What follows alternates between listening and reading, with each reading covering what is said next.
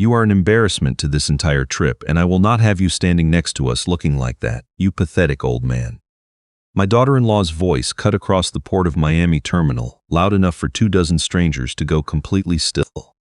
My son stood 2 feet to her left and stared at his shoes. I picked up my old canvas duffel bag, told them both to enjoy the cruise, and walked, not toward the exit, but toward a door at the far end of the terminal that most passengers never notice, the one with the small brass plate that reads Blue Horizon Cruises, restricted access. The officer stationed there straightened when he saw me. "Mr. Hargrove," he said, "Captain Alvarez has been expecting you. The Commodore suite is ready."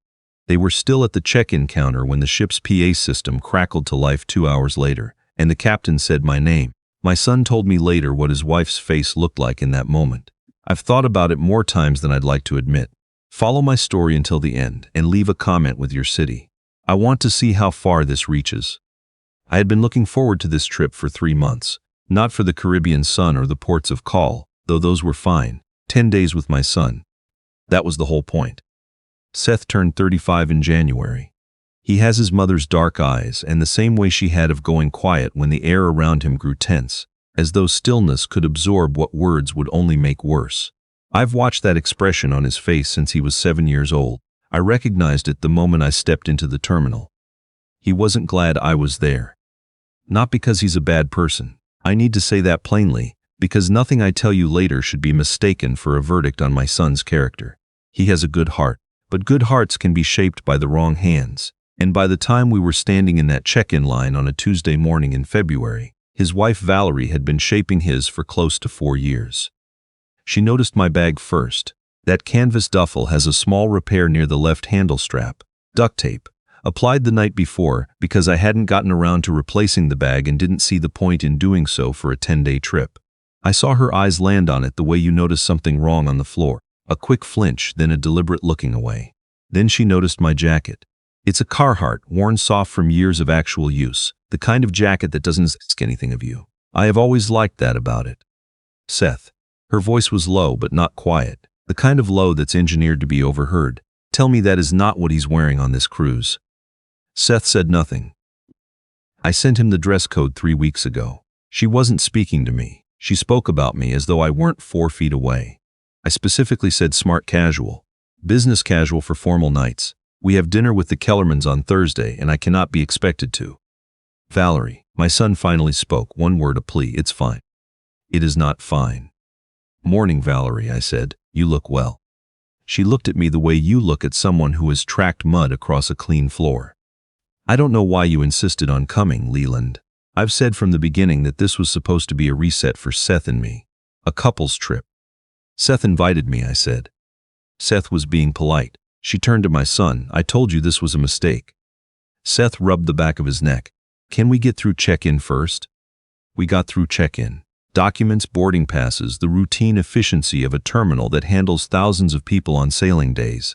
I thought, maybe wrongly, that the worst of it was over. Then Valerie stopped walking. No. She said it the way you'd close a door. I'm sorry, but absolutely not. She turned to face me fully in the middle of the terminal. The couple behind us nearly walked into her. You are an embarrassment to this entire trip, and I will not have you standing next to us looking like that, you pathetic old man.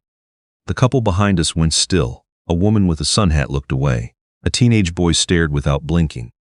My son said, Valerie. Don't. She was past caring about the audience now. Her voice rose the way a tide rises, past the point where you think it's going to stop. His shoes are worn through. That bag looks like he found it on the side of a highway. We paid good money for this cruise and I refused to spend 10 days being seen with. She gestured at me. The gesture said everything her words hadn't. I am 63 years old. I have been in rooms with people who wanted to break me financially, legally, professionally. I have sat across the table from bankers who didn't believe in what I was building, and attorneys who were certain I'd fail, and competitors who tried to buy me out rather than compete with me. None of them ever made me feel as small as I felt for the 7 seconds that followed what she said. Then I looked at my son. He was looking at the floor, jaw tight, not agreeing with her. I want to be accurate about that, but not stopping her either. And I understood something in that moment that I'd been refusing to understand for 2 years. He was not going to say anything, not because he believed what she was saying, but because somewhere along the line, Not disagreeing had calcified into a habit he could no longer work against, and the habit had become the shape of his marriage. "You two have a good trip," I said. Quiet, steady. I even meant it in the complicated way that parents mean things they wish weren't true. I heard my son say "Dad" once behind me, in the particular voice he used when he wanted something to stop without getting personally involved. I kept walking. The restricted access door opened before I reached it. The officer on the other side had clearly been watching the whole thing. "Mr. Hargrove," he said, holding the door. "Right this way, sir." There is something I should explain about the name Hargrove. Blue Horizon Cruises operates under its public brand. The parent company, the one that owns the fleet, holds the maritime licenses, and makes the actual decisions, is registered as Hargrove Marine Holdings, LLC. My name, my company. I incorporated it in a cramped office in Clearwater, Florida, when I was 31 years old, sitting across from my wife Rosemary, while she checked the incorporation paperwork for the third time, because she did not trust me not to have made a spelling error somewhere. She was probably right not to. I met Rosemary at a maritime logistics conference in Houston when I was 27. She worked for a shipping firm, wore her hair in a braid that was starting to come loose by the afternoon session, and spent 20 minutes dismantling every assumption I made about fuel efficiency on mid-tonnage coastal vessels. She was entirely correct about all of it. I asked her to dinner. She said she'd think about it. She came back 45 minutes later and said she'd decided yes.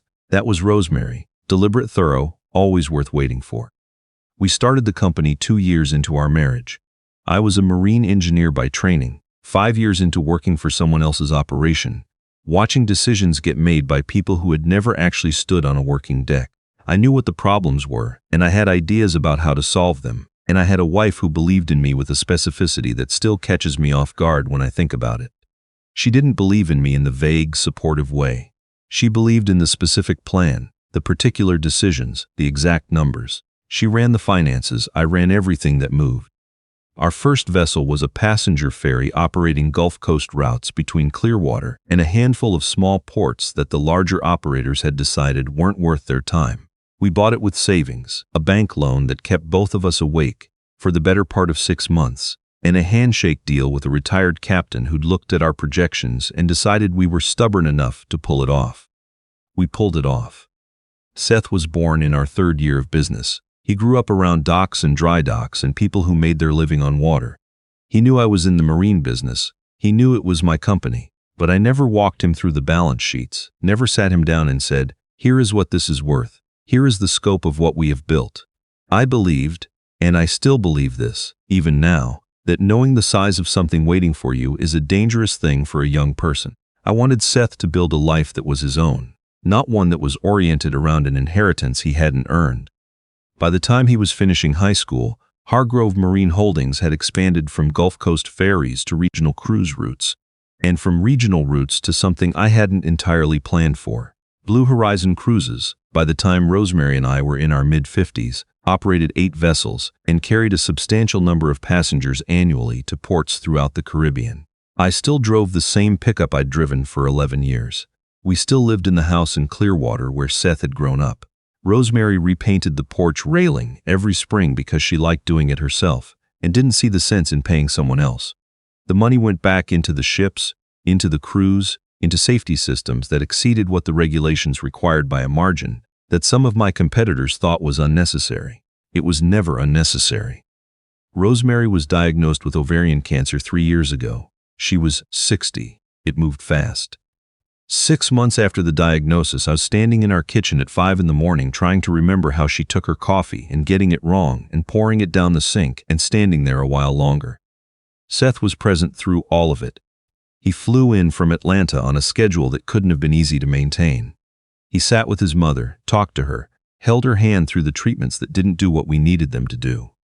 I am telling you this because I don't want anything that came after to erase it. My son showed up for his mother when it mattered most. Valerie did not show up.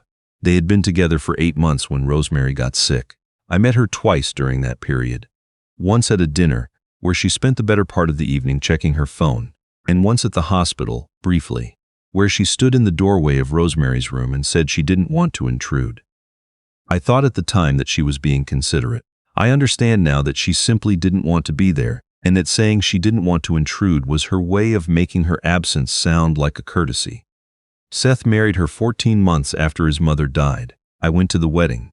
I gave a toast about joy and about how proud Rosemary would have been. And I meant the joy part entirely, and I meant the pride part in the way you mean things you hope will become true.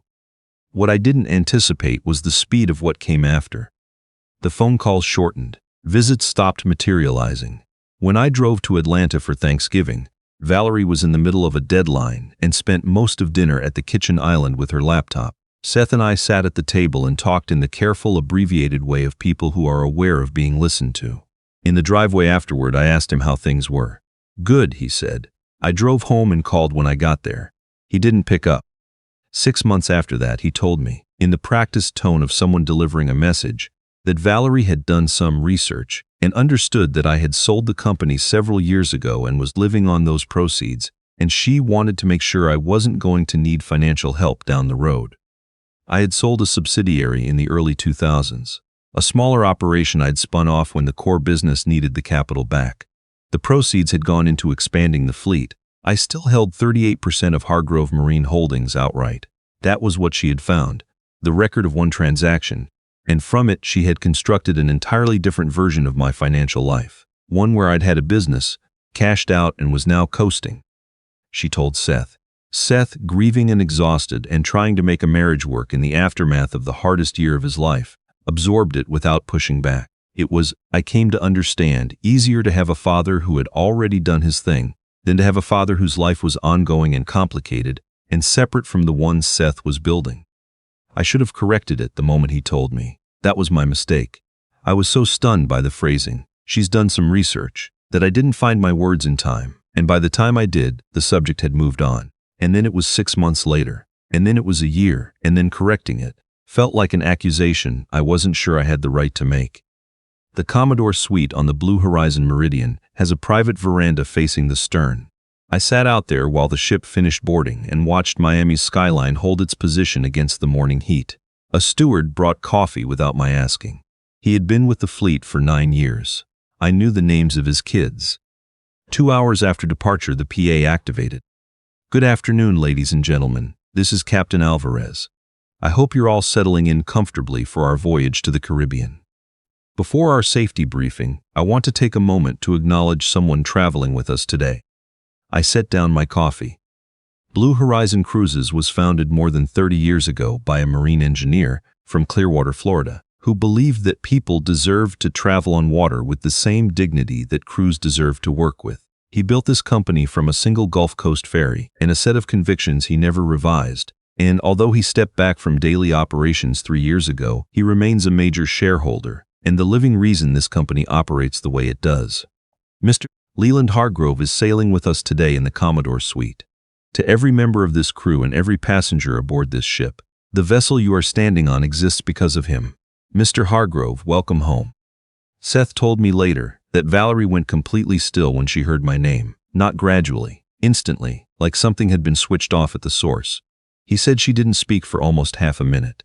When she did, it was one word. "What?" He heard it confirmed twice more before it fully registered, once from a crew member who stopped at their table, once from a passenger who leaned over and asked if they were related to the founder of the company.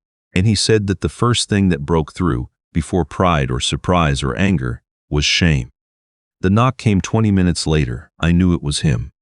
Seth stood in the doorway and looked at the suite, the maps of our early Gulf routes framed on the wall, the company history booklet on the side table, the veranda beyond, and something moved across his face that I hadn't seen since he was a teenager and had broken something he wasn't supposed to touch. "Dad." "Come in," I said.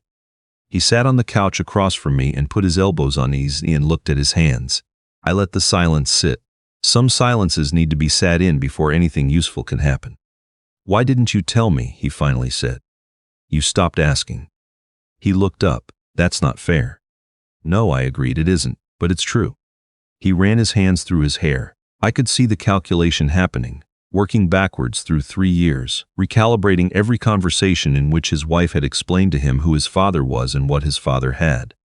I let him do it. That kind of math can't be rushed. "She told me you'd sold everything," he said. I sold one subsidiary 15 years ago. She made it sound like. He stopped. Tried again. She said you were basically retired, on a fixed income. She said she'd looked into it. I know what she said. You knew? I suspected she'd shaped your understanding of my finances, yes. I should have corrected it directly. That was a failure on my part. Seth looked at the window. She's been managing how much we see you. I know how that sounds. I didn't see it while it was happening. She'd say something about you, or about us getting together, and it would sound reasonable, and I was so tired after Mom. He shook his head. It was easier to just go along, and then going along became the only thing I knew how to do. Your mother would have seen it by the end of the first year, I said. He flinched. That's not a criticism of you, I said. You were grieving. You were exhausted. She found you at the right moment, and she's been deliberate about it ever since. The question now is whether you're going to keep letting it happen. I stood there this morning and said nothing. His voice was low. Yes. She called you pathetic, in front of all those people. She did. I know. He was quiet for a moment. I'm sorry, Dad. I'm sorry for this morning, and I'm sorry for the last 3 years, and I'm sorry for every call I didn't return, and every time I let her decide what our relationship was allowed to be. I don't have an excuse. I just have an explanation, and I know those aren't the same thing. I didn't rush to comfort him. Premature comfort is a way of letting someone off the hook before they've fully felt the weight of a thing. Seth needed to feel this weight. Some things have to cost something before they teach anything. Can we fix this? He asked. I don't know, I said. Honestly, trust doesn't reconstitute the same way it left. You rebuilt your understanding of me around something she told you. I'm not going to be able to set that aside just because the intercom said my name. He nodded. But I'm not walking away from you, I added. You're my son, and I'm not going to let what she's done to us become the final word on what we are to each other. That would give her too much. He stood up eventually. He looked like the last hour had aged him. She's going to try to explain it when I go back. She'll have reasons. She'll have several, I said. They'll sound reasonable. I know. He paused at the door. Dad, the company, does it? It's real, I said. All of it. I never lied to you about what I had. I simply let her lie stand longer than I should have. He nodded once, and he left. I turned back to the water. We were past the harbor into open ocean, and the color had shifted from harbor brown to the particular blue-green that only appears once you're far enough from shore to earn it. Rosemary called it the honest color. She said most blues were just the sky showing off. But this one meant something because you had to travel to get to it. I thought about her for a long time. 14 months later, I'm in the dry dock facility in Clearwater on a Thursday morning, watching a crew run diagnostics on the starboard stabilizer of a vessel we're preparing for the spring season. My son is on the maintenance floor below, 8 months in now, starting where everyone starts: inventory, cleaning rotations, crew logistics, the unsexy foundational work of an operation that doesn't stop running because you've had a bad week. He has grease under his fingernails for the first time in his adult life. He looks for the first time in years like himself. The divorce was final in October. Valerie contested it with the energy of someone who believed she was owed something she hadn't quite gotten her hands on yet. Her attorney was surprised by how little traction they found. Seth's was not. It wasn't clean. He lost weight during those 6 months in a way that worried me. He called more often, which was something. But sometimes the calls were hard ones. Late at night, voice worn thin, asking questions I couldn't answer for him. I answered the ones I could. I stayed on the line for the ones I couldn't. He came out the other side. He doesn't work in my office. That was his condition when he asked if he could start here. I need to earn it, he said. If I walk in as the owner's son, it means nothing, and I need it to mean something. So he earns it. We cross paths around the facility and nod the way colleagues do, and twice a week we have dinner at the diner on the waterfront where we used to go when he was in high school, and we talk about the work, about his mother, about the years that went sideways and what they cost. We haven't gotten back to what we were before all of it. I don't know if we will. What we have now is something different, quieter, more careful, built on honesty rather than assumption. Some days that feels like enough. Some days I sit at the kitchen table in the house in Clearwater, where Rosemary and I spent 30 years, and the loneliness of what was lost settles over me in a way I can't reason my way out of.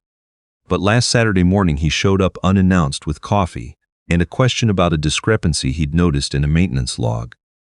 Something small, easy to overlook, the kind of detail you only catch if you're paying real attention. and you care about what happens when you don't. It was exactly the way Rosemary used to work.